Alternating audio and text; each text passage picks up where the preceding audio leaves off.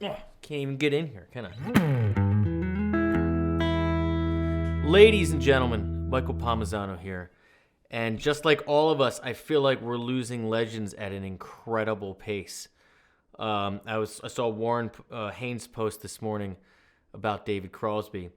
And, you know, the first thing that came to mind, he said there was always a beauty there to the harmony, but there was always a heaviness. And I thought, you know, Sweet Judy Blue Eyes is one of my favorite songs growing up. And I could never really put my finger on what it was that just created this timelessness. And I listened back to it before I made this video. And there are a bunch of things, but I want to show you something cool. Check this out. Three parts, okay? We are in the key of E major. Now, in this kind of progression here, the melodies weave with the three voices, but they always go chord tone to chord tone, meaning there's sliding in and out of notes, but there's no deviation from the notes that are really in the chord underneath. In other words, they're all triads. So you got this.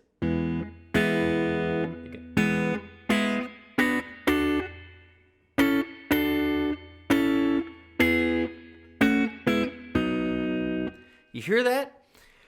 Now, what's wild about this is that we modulate, meaning we change a note in the key in real time during the first single verse. So you got E major, right? E, G sharp, B. It goes to this jump, this piece of B minor, which is B.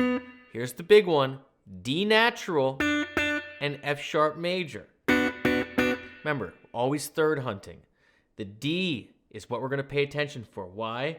Because we jump from right there,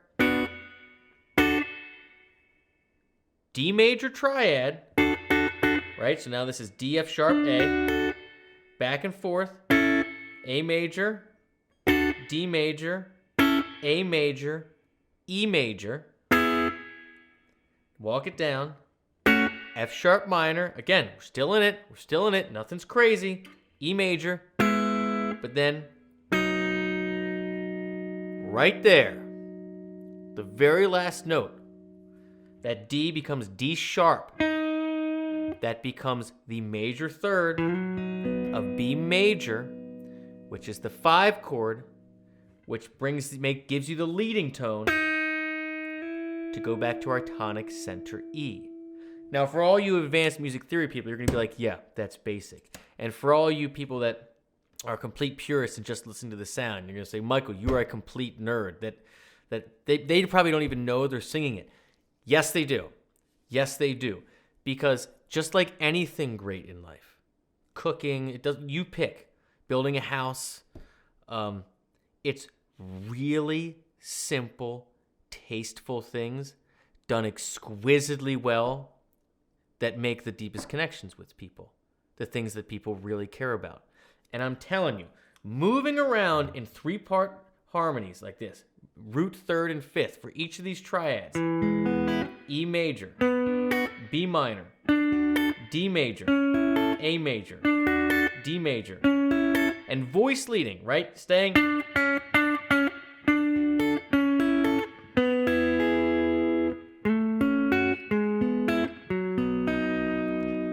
And then nailing that leading tone, and then having this just go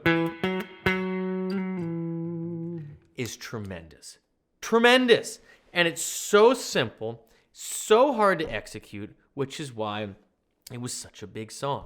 So we're going to watch this together. This is from Woodstock, 1969. And we're just going to watch a verse or two. And I want you to think about this. How they're doing this together, blending, just like every single move is a 3-note chord, a triad on a piano, that they're blending together, and you can't hear the blends, there's no jumps, and they're modulating right? To make that 5 chord, that leading tone, to bring it back to 1. And that's just for the verse. So, just saying, hello, test, 49, 65, hike.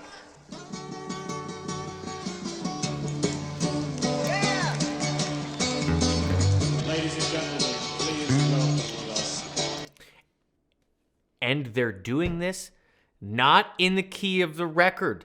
That's how good of singers they are. I learned this from the record in E, and they're doing this in D. And again, you might say, "Oh, whatever," but and you know it's gonna sound perfect, and you're gonna know they're gonna nail this. Check this out. Crosby, Stills, Nash.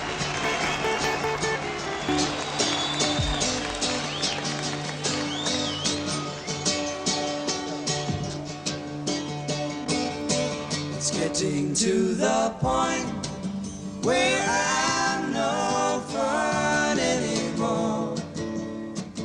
I'm sorry. Sometimes it hurts so badly I must cry out loud. I'm telling you, it's that. All right, so let's modulate. So everything's going to D now. So you got.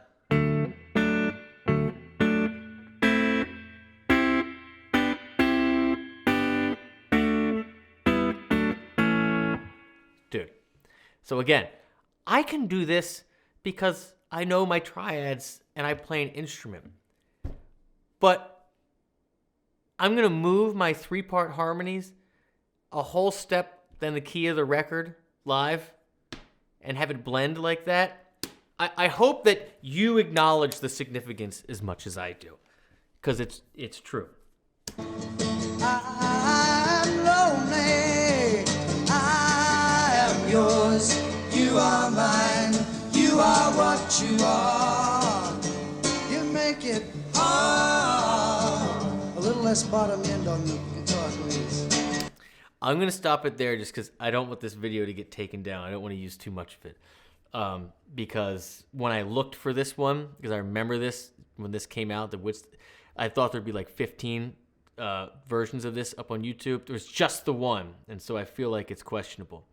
But that's my little takeaway, tribute, if you will. It's really short. It's really sweet. But, man, when he was in that trio and the way that they blended their vocals, I mean, you have a piano, you're going to hear the jumps from the keys. When you have a guitar, you're going to hear the jumps from the frets. A voice can flow in and out, right? Like a choir, or like a few violins or whatever. You don't have those rigid jumps. But to do that and have it blend so well, and have it modulate like that, and then perform it in different keys, and have it. I mean, these are just really, really natural singers, and that's not to say anything about the magnitude of the song. I love that's just the one main part of a song, like when he starts, like all those parts are amazing. Anyway, it's just another giant lost. So I hope that you take today and listen to some of him, and try to listen with some fresh ears. Try to think, even if you're not a musician, but especially if you are, try to think about moving in triads that clean everywhere. That's some real pro stuff right there. That's it, my friends. I love you all. If you dig the vibe here and you learned something, please hit the subscribe button and ring the bell. You'd be surprised how much it really helps me. And that's it. I'll see you soon. Cheers.